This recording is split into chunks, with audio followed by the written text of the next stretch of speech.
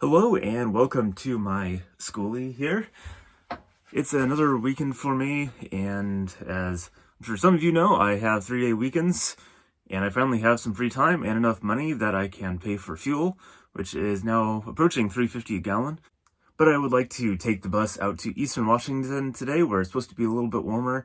The weather in the mountains looks good for driving over the passes, and we'll go have an adventure out in Eastern Washington. First though, I need to get some breakfast here. It's just after sunrise. It's definitely below freezing, and I need to pack things up in the van and we'll head out. So now that I have a refrigerator, I find I don't actually use my stove all that much. It's just kind of the way I am. I tend to just assemble food, and on special occasions, or maybe once or twice a week, I'll pull out the stove and actually cook something, but it ends up being a lot more work than I think it's worth most of the time. Now, I was like this when I lived in an apartment too, so not much has changed. So for breakfast this morning, I just am eating my typical weekend breakfast of yogurt, peanut butter, cranberries, although I change up the berries periodically, but usually it's cranberries because they're cheap, and oats. And then I put them in a bowl and mix them together. And I eat that for breakfast. It's actually very similar to a recipe. I used to use this app called 8Fit all the time. I used to use it mostly for workouts and stuff, which I don't really do right now because of my job. But they also have lots of cool recipes, and this is kind of similar to one of the recipes that they had. There's lots of variations on this, and I think it works really well. It's quick to make, doesn't involve any stove, and it's generally healthy, I think, so we'll go with that. Alright, so that's breakfast out of the way. I just need to go around, check the tires, make sure they're inflated. They look okay, but just want to double check.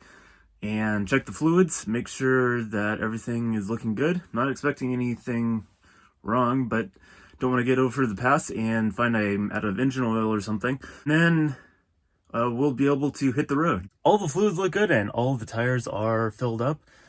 Now I just have to start the engine.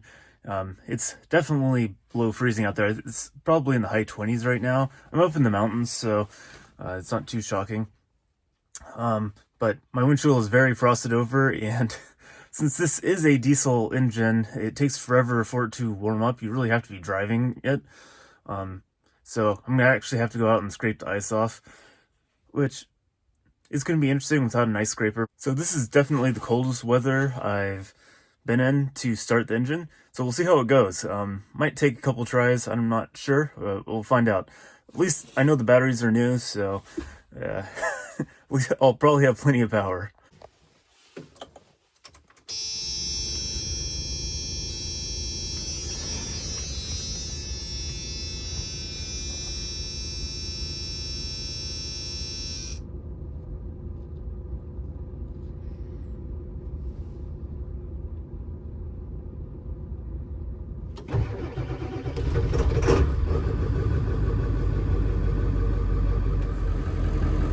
Well, that wasn't too bad at all. I'm quite happy with that, actually. So, let's just get the windshield all cleaned off here. And actually, I might just be able to wait a minute. It's already melting just from the sun. So, I'll get all the ice scraped off and then I can head out. Well, it turns out most of that frost was actually on the inside of the windshield. And so going outside and trying to scrape it off didn't really do anything.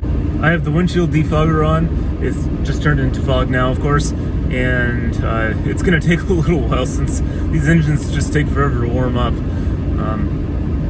But while I'm doing that, I can get my phone set up, all the navigation and everything, and we can head out of here and get to the gas station.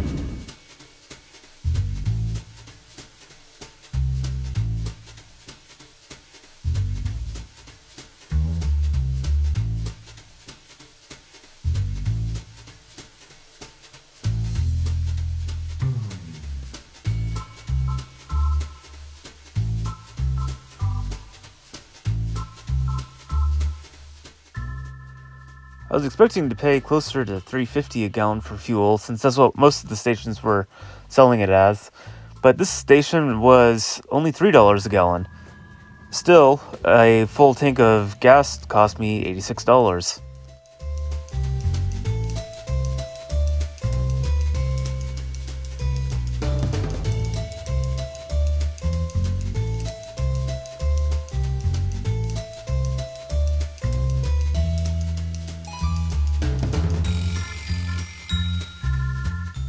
I was already on Highway 20, which during the summer months goes across to eastern Washington, but during this time of year, it's closed because of avalanche dangers.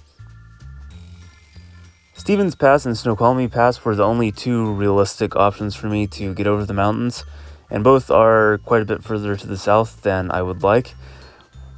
Stevens Pass was open, but still had a little bit of snow on the road due to a recent snowstorm, so I decided to go all the way south and take Snoqualmie Pass, which was a very long detour, but it was a lot safer, and considering I had never taken this bus over the mountains before, I didn't know how it was going to perform, so I thought it was the best option.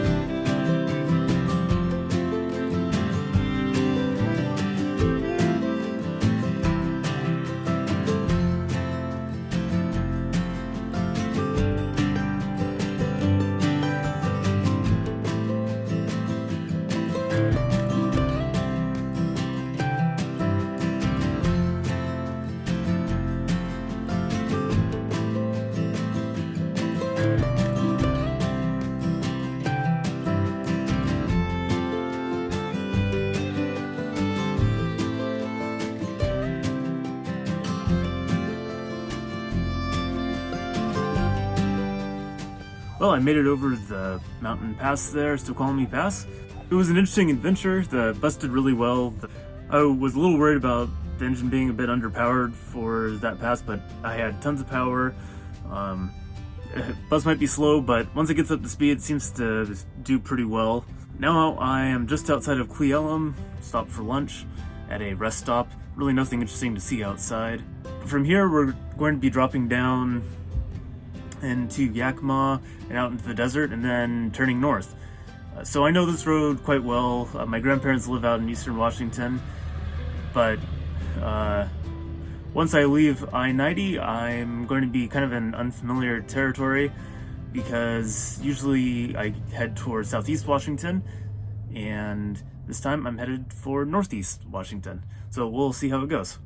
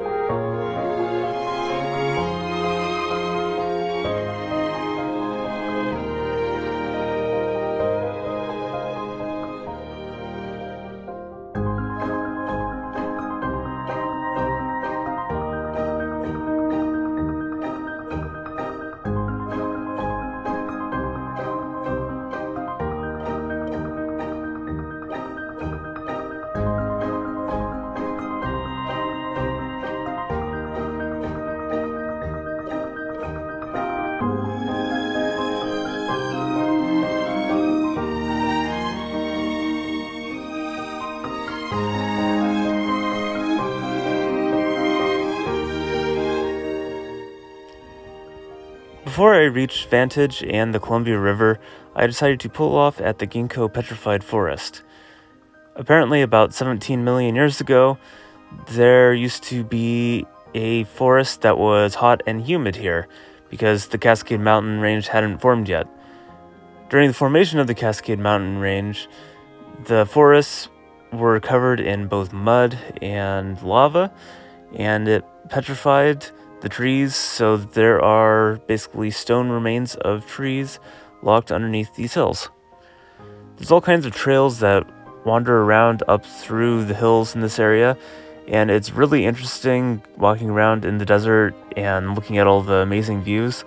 The petrified trees themselves actually aren't terribly interesting to look at, but the views are incredible.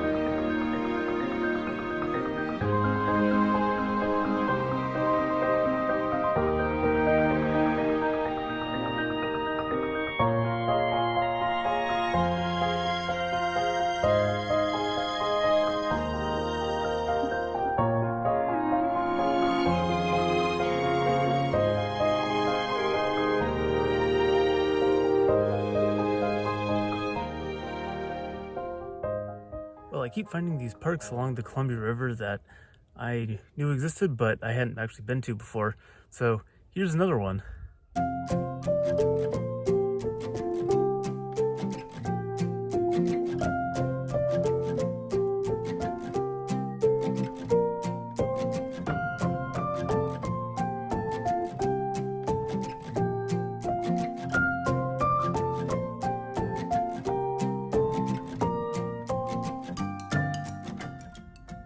Okay, so I got sucked into a sign for a scenic viewpoint again. I made it to the other side of the Columbia River at least, so we're getting somewhere.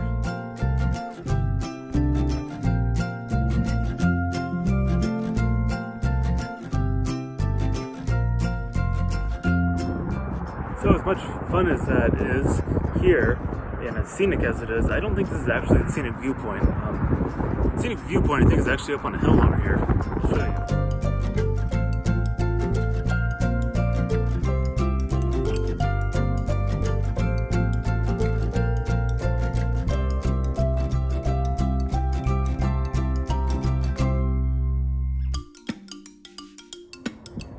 Well, that was a little bit scrambly, but not too bad. And as you can see, I found all the horses. So, can't imagine how they actually got all these sculptures up here. Looks like it's about 1/2-inch steel plate. And so I don't know if they hauled each piece up here individually and then welded them up here or what. But it's kind of crazy, but really cool and really good view up here. Alright, enough of that fun. It's time to get back on the road and keep trying to head towards the campground.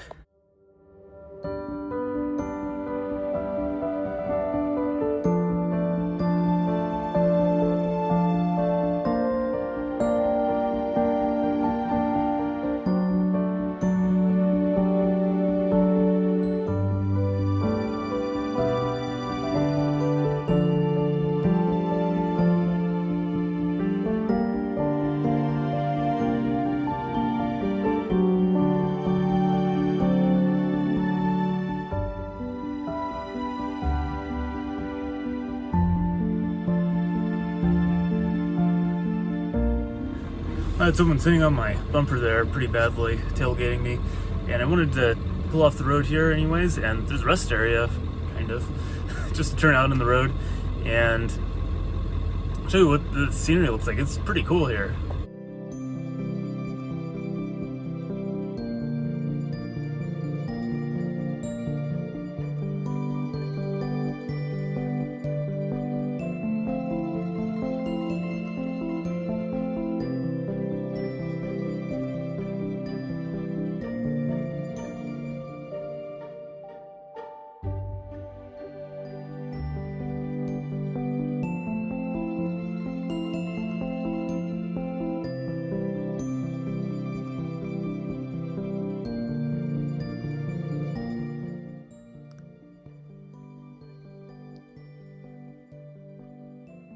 Well, I made it to the campsite that I wanted to go to. It's good to know that there's actually a lot of campsites around here, places that you can just pull off and stop if you really want. But I really like this place so far. It's really beautiful here. It's next to a lake, although you can't actually see the lake from this spot or any of the campsites. But there's a lake just on the other side of the bushes over there. I have some editing to do, gotta make supper, have some practicing to do before I go to bed tonight. So I think I'll leave it here for today. Thank you for watching, and I'll see you on the next video as I continue this adventure.